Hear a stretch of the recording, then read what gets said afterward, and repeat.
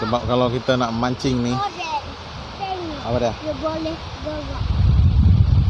Apa oren? Oh, itu rumput. Sebab kalau kita nak pergi trip mancing nih, dia makan masa, makan dana. Jadi kena ada persiapan yang rapi lah kalau kita nak mancing di luar, atau terutama sekali di pulau-pulau maupun di pinggiran menggunakan perahu, semuanya memerlukan modal.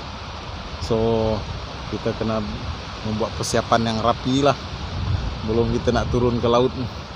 Kalau setakat kita nak mancing-mancing pantai, mancing dekat jambatan, ini tak ada masalah. Pun ianya memerlukan modal juga. Dari segi umpan, apalagi macam-macam lah, minyak motor lah apa semua. Bukannya mudah sebenarnya kalau nak mancing. Tapi bagi seorang pemancing yang tegar, dia tak peduli dah benda tu.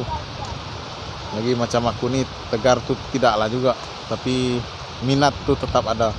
Hobi. Walau di mana aja berada, pancing tu mesti ada bawa.